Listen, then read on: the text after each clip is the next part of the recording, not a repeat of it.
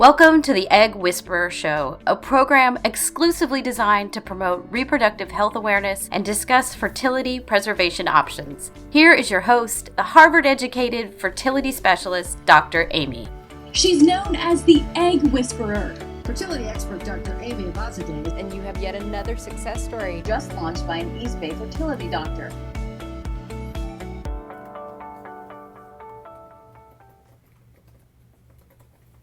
Hi everyone, welcome to another episode of the Egg Whisperer Show. Tonight's episode is titled Preparing for Your Embryo Transfer. So I don't know about you, but when I go to a restaurant, the first thing I'm going to do is I'm going to read everything that there is to know about that restaurant, what I wear, what it looks like on the inside and out. So it's the same idea. When you're doing an embryo transfer, my patients want to know absolutely everything. What are they supposed to do? What are they supposed to bring? Well, I'm going to tell you what I tell my patients. Please, the information you're going to get here is just the information that I give my patients. So always talk to your own personal physician about your own situation so that you can understand why your doctor is recommending what they're recommending for you. So I just want to talk a little bit about last week's episode. There's something that you guys didn't know. I was talking about fertility shots, and we were actually doing shots the whole time. No, we actually weren't. But something really funny happened. Not so funny like haha, but kind of haha. Well, really haha, but later haha. And that was that during the show, I was showing all the needles. And then over in the corner, I almost thought that I would have to call 911 because my producer, she passed out like on the couch. You would have had no idea because I was so calm and collected, but that totally happened. And my point is that that can totally happen when you're doing your shots too. I've had patients that say, Amy, every time I do the shot standing up, I pass out. And I'm like, well, lie down, please. But the point is that if you're doing your fertility shots and your partner is the one preparing them, well, have your partner go into the other room and prepare them and just bring them in when you're ready so that you don't have to pass out. Don't be like producer Paula. Don't do that. And the other thing that you might have missed, go back to that show because my butt was actually in that show, like the skin of my butt. I did a shot in my butt. If you missed it, it was there. That shot hurt so bad, it actually still hurt the next day. So I have a whole new respect for fertility patients who are doing their shots in their butts. My joke in my office is nothing ever goes in your butt in my office. But unfortunately, progesterone shots sometimes do. There's so many different ways of doing progesterone. There's vaginal progesterone suppositories, there's oral capsules, there's progesterone shots. Some patients choose the shots for different reasons. So if you're one of those people that can't tolerate the shots, talk to your doctor about what other options that you have. And I brought up this really cool thing, and I wanted to show a picture of it too, because I think it's like the cutest thing ever. It's called the little buzzy. You can see it right there. So for people who are super, super needle phobic, I mean, those kinds of patients come to my office every day for their injection. But this little cutie thing, this little bee, can be used to distract you from the shot. It cools the area down. It vibrates so that when you do the shot, you have no pain. And when I recommend products, I'm just doing it for informational use only. I'm not being paid to talk about these things. I just want to make sure that you guys have the latest and greatest available to you so that your cycle goes as smoothly as possible. So something funny happened this week, and I am not going to post this link. I did, and then all of a sudden all these things came up that were extremely pornographic. So if you're over the age of 18, you can continue watching. If you're under 18, I'm going to take a moment. Please give your mother her cell phone back. Stop watching. Okay, so I got this email from a company, VR, like virtual reality, bangers, like literally bangers.com. You can imagine what that's all about. So they offered me a free VR set. I said, please, yes. But then I thought to myself, I don't think any guy is going to ever want to leave our collection room, ever. Well, they're going to send it. We'll see how it goes. Because there's one thing when you're a fertility patient, or I should say a fertility doctor, you never want a sperm emergency. There are very few emergencies in fertility medicine, maybe 2 or 3, but I can tell you that one of the 3 on the list is a sperm emergency. And that's when you need the sperm and it's just not coming. No pun intended. Okay, so this also happened this week. This is how my friends think of me. Seriously, it is. Whenever they see things that remind themselves of me, they send it. So this guy got sent to me. And I thought that I'll turn it into a public service announcement and say, hey guys, tomatoes are full of lycopene, and lycopene is great for sperm health. So guys, while your sperm's being basically trashed in the scientific journals saying that sperm counts are going down tremendously, well, have a tomato. There you go. So now you'll never look at a tomato the same way again. So back to the topic of tonight's show, preparing for your embryo transfer. Just imagine you're home and you have now invited a house guest. So what are you going to do? You're going to clean the house. You're going to make sure it's like super, super, super, super duper clean. You're going to make sure everything is absolutely perfect. Because the devastation of doing more tests and finding out that something might be wrong that you have to fix, it's kind of a pain.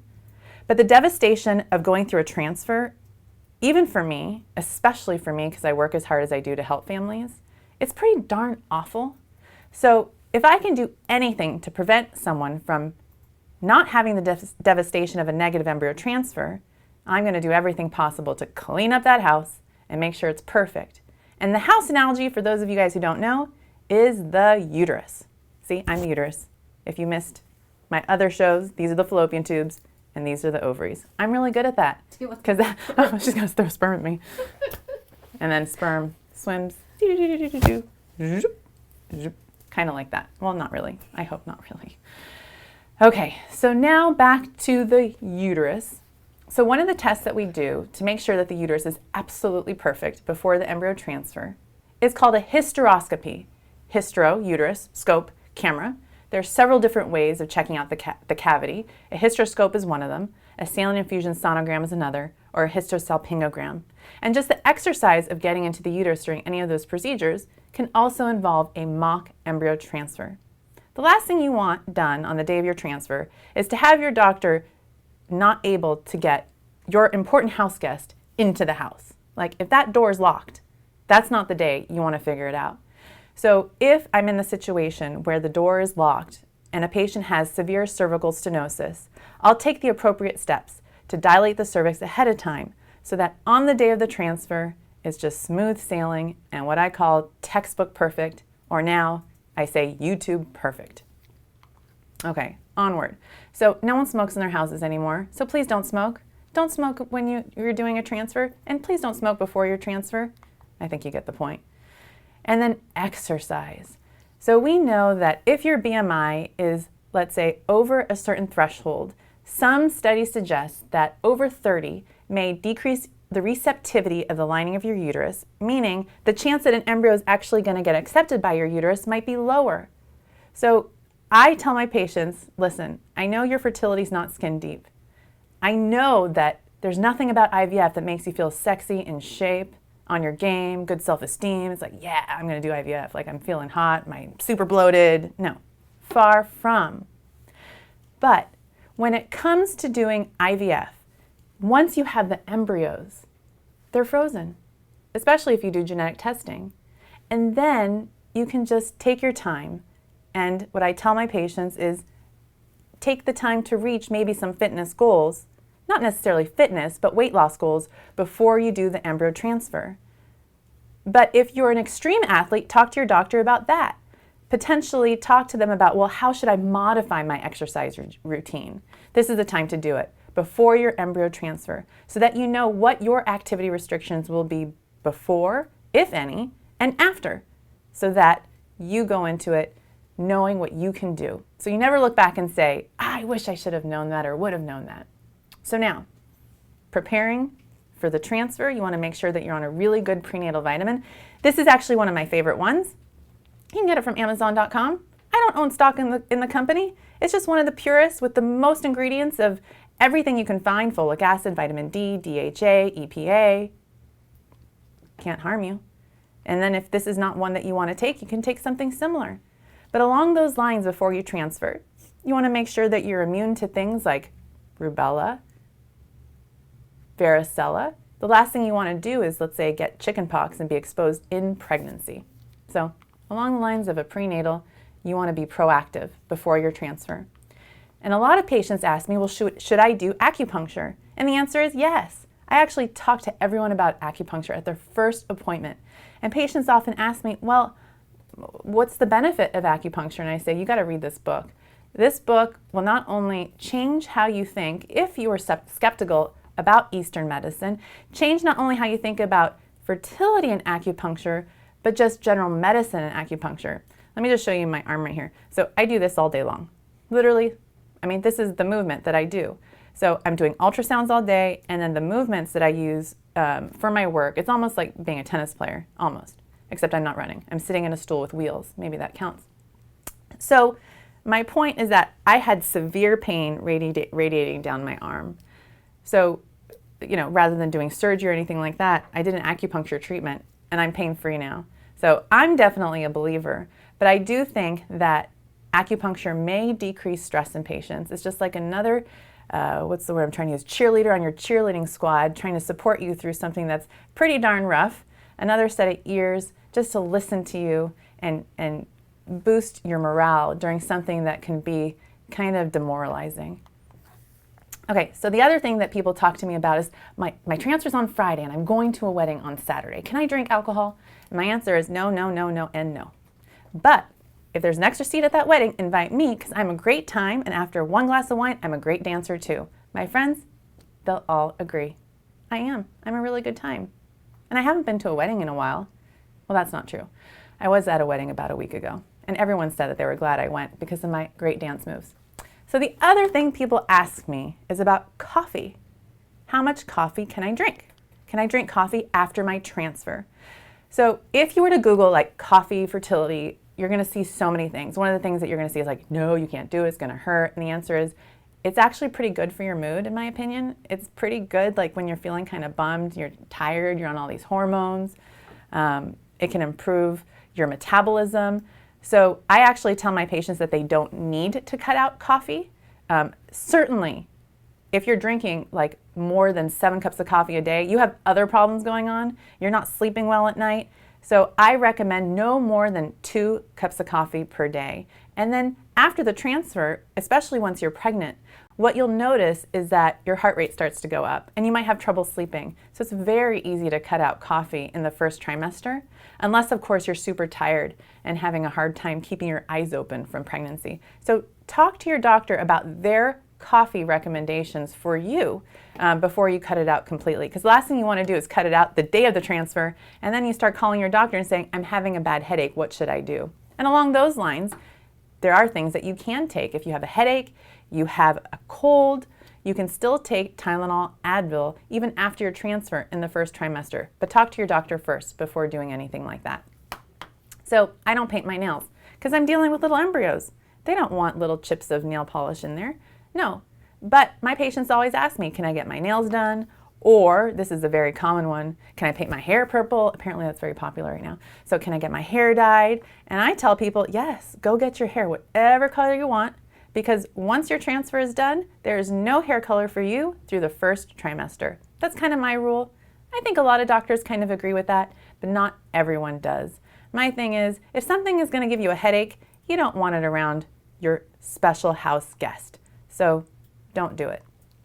So the other thing, if you haven't heard, there's a whole wardrobe, and I should have, there's a beautiful skating dress, and I really wish that I took a picture of me in it. It's a really cool skating dress with like sperm and eggs on it, but I didn't bring it today. But a lot of patients give me socks, so this is a really cool pair of socks. I haven't worn them yet. I just got them this past weekend, and I can't wait to wear them. But there are few specialties in medicine where people are like sock obsessed. So there's all these sock buddies out there, and socks bring people good luck. So this is a picture of 2 pairs of socks that I got, and I actually wear these socks all the time, my baby stick socks. So I just think those are kind of cool and kind of fun. And then the other thing, coming soon to hankypankypants.com, are my really cool pants. So here's the pants. And what you'll see,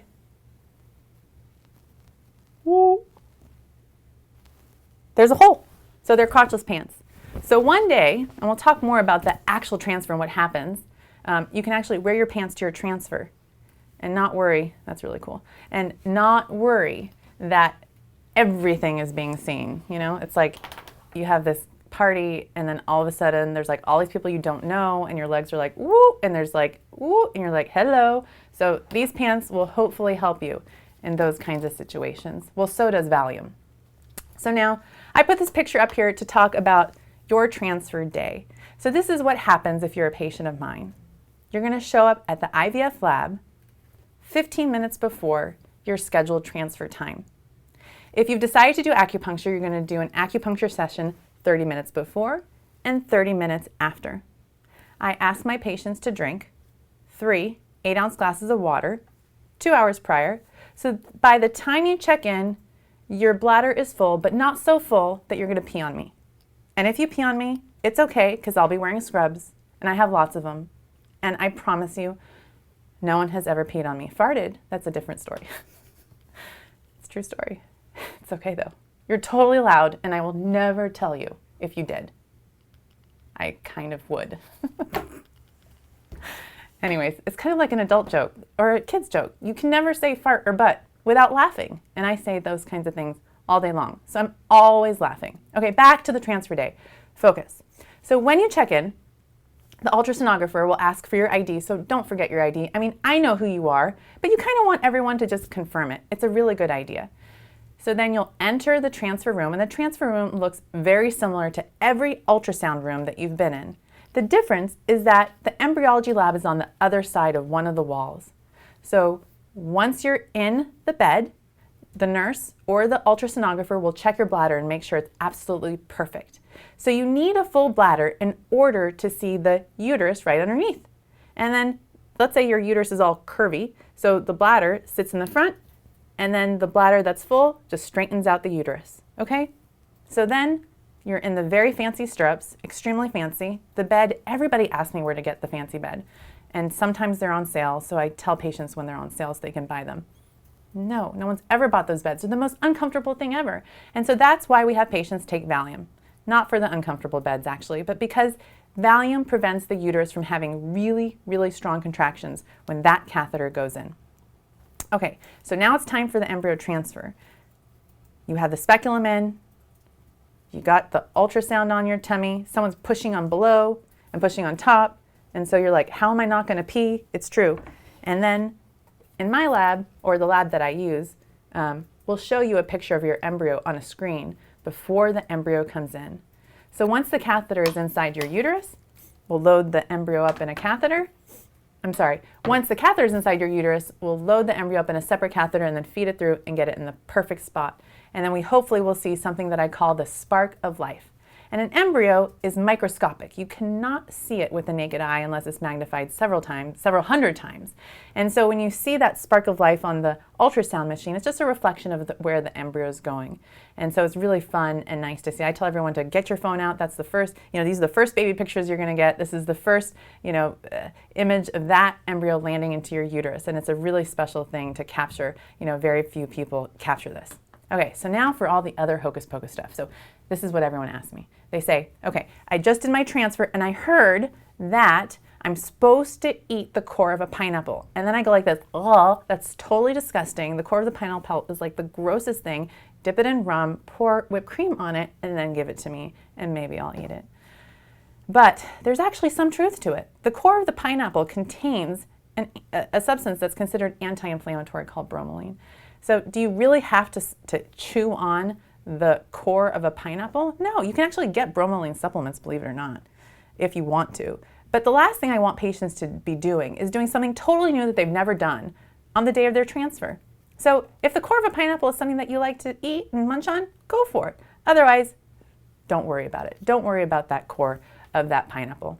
Hey, Amy. Yeah. There's a question in the room. Is Yeah. your partner in the room for the transfer? Yes, absolutely. Your partner's in the room for the transfer. And I got guys that are like or girls all up in there and looking inside and taking pictures. I'm like, don't take those pictures. But absolutely, I have guys and partners, female partners, male partners, very involved in the entire process. And so sometimes I have, other family members as well in the room. It's just nice for me to kind of know who everyone is and what the relationship is before the transfer. But certainly, if you have someone else that you want to be in the room, your best friend, your mom, they're certainly welcome, okay? So now, this guy is called Cabana Boy. So now your transfer's done. You're gonna lie down for 5 minutes and then you're gonna go pee. okay? And the thing is that research shows that you don't really need to be like this, because you can't pee out your embryo, you can't poop out your embryo, you can't sneeze out your embryo, you can't cough out your embryo, and you can't burp out your embryo. There's really no way that embryo is going to come out, and hopefully for 9 months. So we have this fear that when we get up from the transfer and go pee, all of a sudden the embryo is going to fall out, but it's not going to go anywhere. So once you get home, or once you're done with your acupuncture session, that's where you call your cabana boy. So every partner that's in the room is either cabana boy or cabana girl, doesn't matter who you are.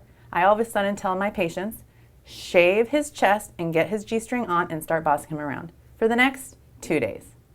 And what are you going to do over those next 2 days? Well, it's butt to bed, butt to chair, butt to couch, and then rotate. Or I tell patients, go to a beach, but a beach that I would go to, because when I'm at the beach, I'm not doing anything. I know a lot of my patients, they go to the beach and they're like climbing and parasailing and doing all that other kind of stuff. No, you're just relaxing. You're binge watching whatever you want to watch. You know, I'm asking people, everyone's kind of watching different things nowadays. Just watch things that are funny. I mean, there was a clown study that was done in Israel, and clowns are kind of creepy, so I don't even want to like think of a clown. But the point was that people that did things that were like lighthearted and fun after their transfer had a higher pregnancy rate. So I wear a red nose when I do my transfers. No, I totally don't. But my point is that we talk about things that are lighthearted. I try to make it fun. I'm always super hopeful after every transfer that I do. But the next 2 days I think are important. A lot of doctors say, you know, you don't need the bed rest. You don't need to rest from work. I do a lot of my transfers on Fridays so that patients have Saturday and Sunday to rest, and then they can go back to work on Monday. But I know, and I've been there, I've had patients who've done everything perfectly and the transfers don't work. And no matter what I say, we always look back and we say one thing. We say, I did too much. I lifted up the laundry basket. I shouldn't have, you know, cooked that meal the night after the transfer. So I don't want there to be any issue with patients for 1 second blaming themselves, and taking a 2-day break and just enjoying life and being totally mindful never hurt anybody. So remember, butt to bed, butt to couch, butt to chair, and rotate. And then you really need a plan, because after the transfer, you're like, what do I eat now? And what do I do for the 2-week wait? So I actually use this company. It's called Thistle.co, Thistle.co. They're in the Bay Area, and they do prepared meals. Because if your cabana boy is letting you down, if you're like, that's not good, I don't like it, these folks can help you. And I reached out to them. I said, hey, I love your food. I eat it all the time. I actually do. It's how I, keep healthy. And with my busy schedule, it's just really easy to get the meals delivered, breakfast, lunch, and dinner. It's already done for me, and it's super cost effective. And what they've agreed to do is give my patients 30% off their first order, which I thought was pretty cool. And so see if you like it. But I would try it before your transfer. I wouldn't necessarily, do it at the time of the transfer, because what if you don't like it? But most of my patients actually, most if not all of my patients actually really like their food. So now this is a great blog. IVF is very fun. We'll post the link for you, because it kind of talks you through step by step what to expect at the transfer, what to expect after the transfer, the 2-week wait, because I can tell you that 2-week wait, it will mess with you. You'll feel like a cramp and you won't know, are you pregnant, are you not? You have a headache, your breasts are tender, what does that mean? And so what you should know is that you're totally normal to just, think that everything might be a sign for pregnancy. And then some patients actually test early. I try to encourage my patients to wait to test. I test HCG levels in the blood 8 days post 5 days transfer, and you'll hear these things 8 days 5 PT. You'll see that online a lot, and that refers to how many days after a transfer a patient's testing. And there are people that are doing like the toothpaste test and the black light test and this test and that test. Look, just get a really sensitive test and don't do those things to yourself, because it can turn a totally sane person insane. So just wait and test wait and test with your blood test if you can. I like to test at 8 days, because I do think it's helpful to see if there is a positive pregnancy test as soon as I can, and 8 days gives me a true, accurate result. If it's negative at 8 days, it's not going to turn positive. If it's positive at 8 days, it is a true positive and nothing else is causing it. And then we like to check it 2 days later. If it's doubling nicely, then I don't need to check it again unless the patient has a history of a miscarriage. Then I like to keep checking it. If a patient's levels look great, then I schedule their first ultrasound 2.5 weeks later, and that's where we see the heartbeat. And that's like one of the funnest ultrasounds and appointments that I have with my patients.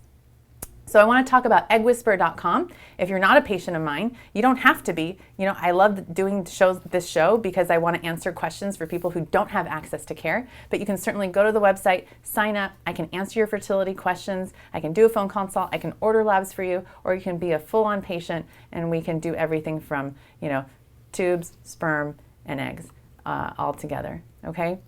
So be sure to ask questions of your fertility doctor or their nurse and talk to them step by step to talk you through an embryo transfer so you're fully prepared for that really, really, really, really special day. I don't want you to hear about acupuncture after your transfer. I don't want you to, think about, maybe changing your body size or improving your lifestyle and have someone talk to you about the benefits of being in great shape after a negative test. This is the time to do it. So we have some really great questions. I got some great questions emailed to me.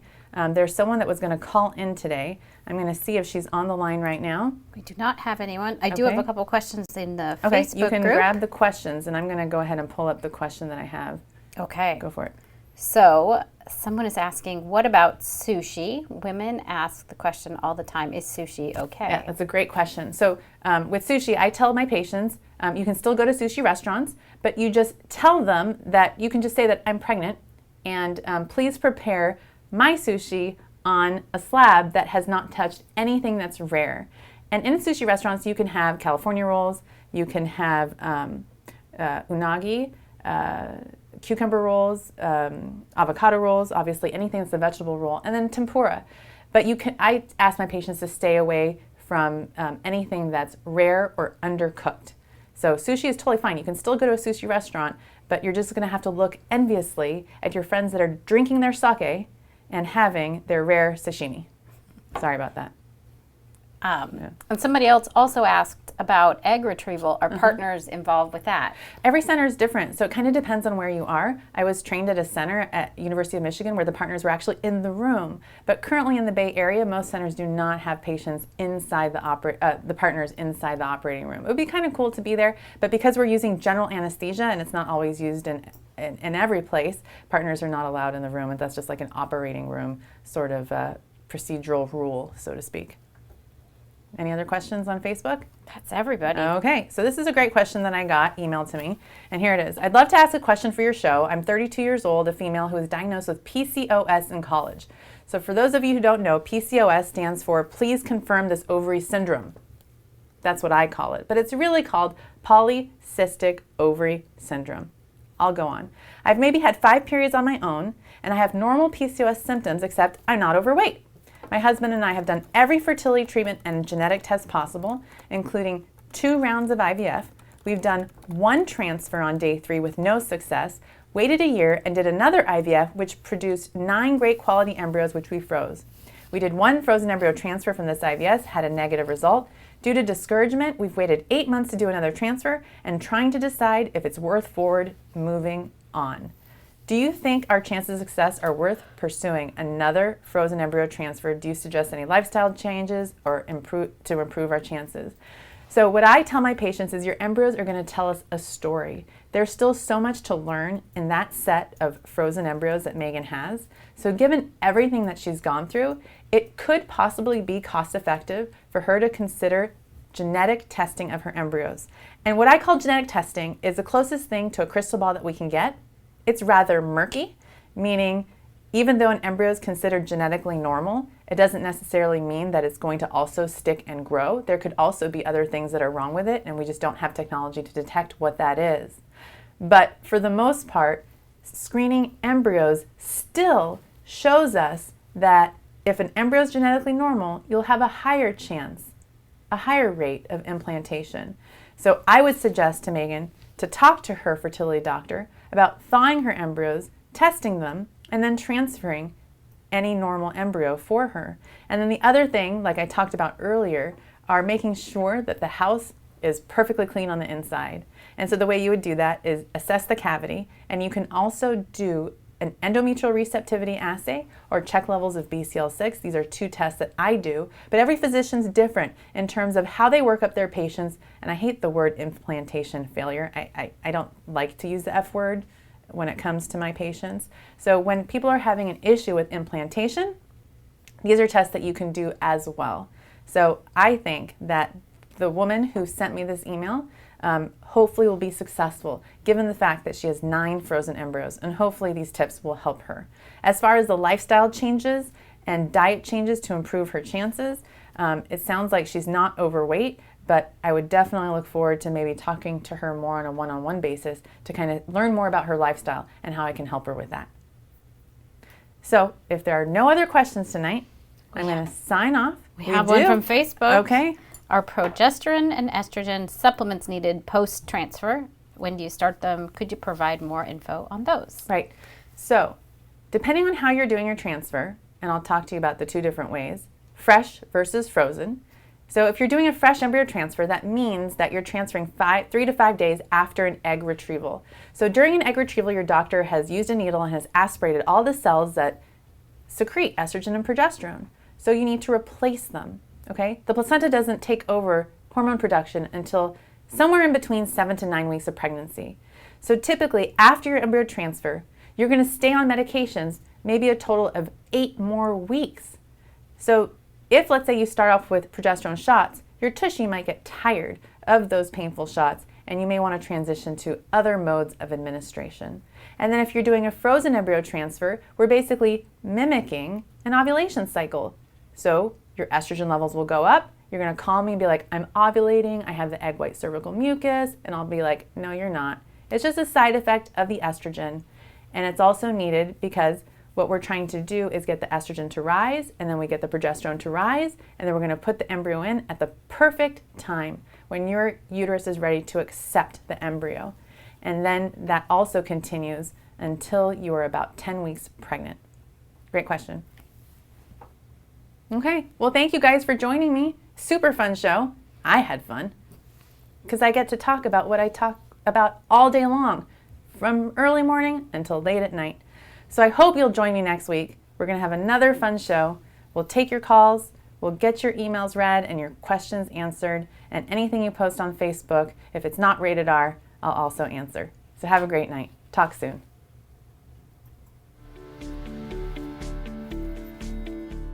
Welcome to the Egg Whisperer Show, a program exclusively designed to promote reproductive health awareness and discuss fertility preservation options. Here is your host, the Harvard-educated fertility specialist, Dr. Amy. She's known as the Egg Whisperer.